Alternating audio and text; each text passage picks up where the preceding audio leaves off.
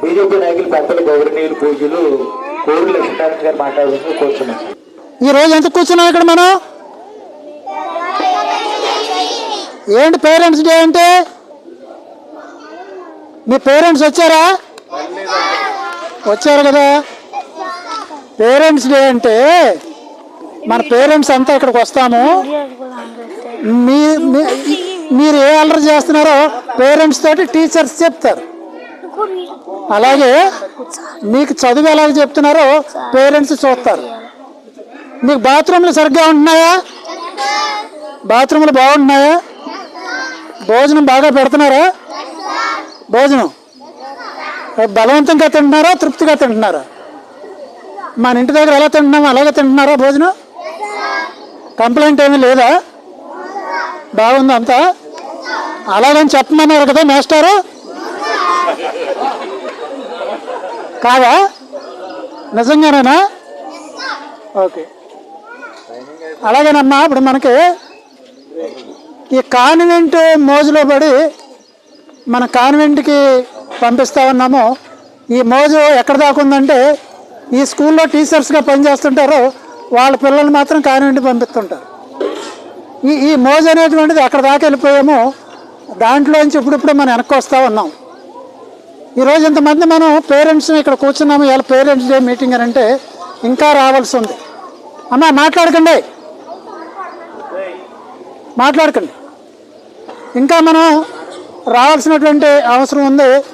ఈరోజు కాన్వెంట్ స్కూల్స్కి ఏమాత్రం కూడా తీసుకోకుండా ప్రభుత్వ స్కూల్స్కి ఖర్చు పెట్టేటువంటి ప్రభుత్వం, ఏ ప్రభుత్వం ఉన్నప్పుడు కూడా కేంద్ర ప్రభుత్వం రాష్ట్ర ప్రభుత్వం కలిపి కాన్వెంట్ స్కూల్స్కి ఏమాత్రం కూడా తీసుకోకుండా ఆ ఫెసిలిటీస్ అన్నీ ఏర్పాటు చేసి అనేకమైనటువంటి సదుపాయాలు ఏర్పాటు చేస్తూ ఉన్నాయి. ఈ పరిస్థితిలో ఇవాళ పేరెంట్స్ మీటింగ్ అంటే, ఇవాళ పేరెంట్స్ మీటింగ్ రమ్మన్నారు కాబట్టి మనం రావటం, ఓ ఫోటో తీసుకోవటం, వారేమో అధికారులకు పంపించడం, ఇది ఒకటే కాదు కార్యక్రమం. అది కూడా ఒక కార్యక్రమమే. వాళ్ళు మన పిల్లలు ఈ స్కూల్లో జరుగుతున్నటువంటి విషయాలు మనకి ఏం చెప్పారో అవి మనం ఇక్కడ టీచర్స్ని అడగవలసి ఉంటుంది. ఇక్కడ భోజనం బాగుంటలేదని చెప్తున్నారు మన పిల్లలు, వాళ్ళు ఇక్కడ చెప్పలేరు కనుక మనకు మాత్రమే చెప్తారు.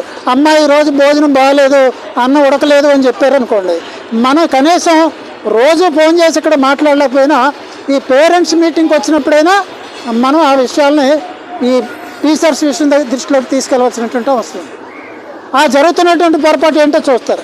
ఇప్పుడు ఆ స్కూల్లో మీటింగ్కి వెళ్ళొచ్చాము. ఆ స్కూల్లో మీటింగ్కి వెళ్ళొస్తే ఉదయం నీళ్లు ఉన్నాయి, బాత్రూమ్కి వెళ్తానికి మధ్యాహ్నం నుంచి నీళ్లు ఉండలేదని చెప్పారు. ఒకప్పుడు ఈ స్కూల్లో చదువుకున్న వాళ్ళమే మేము అందరం కూడా. ఆ రోజు బాత్రూములు లేవు, ఏమీ లేవు. అసలు ఈ బాత్రూములు అనేటువంటి కాన్సెప్ట్ ఎందుకు వచ్చిందని అంటే, ఆడపిల్లలు కొంతమేరకు చదువుకొని మానేసేసి ఇంట్లో ఉండిపోతున్నారు. ఈ ఆడపిల్లలు ఎందుకు మానేస్తున్నారు, ఈ డ్రాప్ అవుట్స్ ఎందుకు వస్తున్నాయి, స్కూల్కి వెళ్తాం ఎందుకు మానేస్తున్నారు అని చెప్పి ఆలోచించినప్పుడు ప్రభుత్వానికి వచ్చినటువంటి సర్వేలు ఏంటంటే, ఈ బాత్రూము లేక పాస్ ఎక్కడ పోసుకోవాలో తెలియక సిగ్గుపడి స్కూల్కి వస్తే పిల్లలు మానేసినటువంటి సందర్భాలు అనేటువంటి. ఈ పరిస్థితి ఉండకూడదని ఈ ఆడపిల్లలకి ఒక మదగ ఉండాలి అని ఈ బాత్రూములు ఏర్పాటు చేశారు. కొన్ని స్కూళ్ళలో ఈ బాత్రూములు అలంకారప్రాయంగా ఉంటున్నాయి తప్ప అది ఉపయోగించుకోవడానికి అనుకూలంగా లేకుండా ఉన్నాయి. ఇప్పుడు మనం వచ్చినప్పుడు ఇవన్నీ చూడాలి. మన పిల్లలు వాడుకునేటువంటి బాత్రూములు కరెక్ట్గా ఉన్నాయా లేదా, మన పిల్లలు నీళ్ళు సక్రంగా వస్తున్నాయని చెప్తున్నారా లేదా. ఇప్పుడు అక్కడ వచ్చిన కంప్లైంట్ ఏంటంటే, ఇప్పుడు అక్కడ చెప్పింది ఏంటంటే, పిల్లలు వెళ్ళి ట్యాప్ వదిలేసి వచ్చేస్తున్నారని అందుగురించి నీళ్ళు అయిపోతున్నాయి అనేది. పిల్లలు కదా, ఆ పని మన ఇంటికాడ కూడా అదే పని చేస్తారు కదా, మన ఇంటి దగ్గర కూడా అదే పని చేస్తారు వాళ్ళు. ఆ ట్యాప్ పొరపాటుని మర్చిపోస్తారు, మన సౌండ్ వస్తుంటుంది, మనం వెళ్ళి కట్టేస్తుంటాం. ఇక్కడ కూడా ఓ పిల్లల కోసం ఏర్పాటు చేసినటువంటి బాత్రూంలో ఆ కేర్ తీసుకునేటువంటి ఓ మనిషిని అక్కడ పెట్టవలసినటువంటి అవసరం ఉంటుంది. ఏమైనా వదిలేసి వచ్చారా ట్యాప్లో, ఆ వదిలేసి వస్తే అవి మనం వెళ్ళి కట్టాలా, అప్పుడప్పుడు వెళ్ళి చూసుకుంటూ ఉండాలి.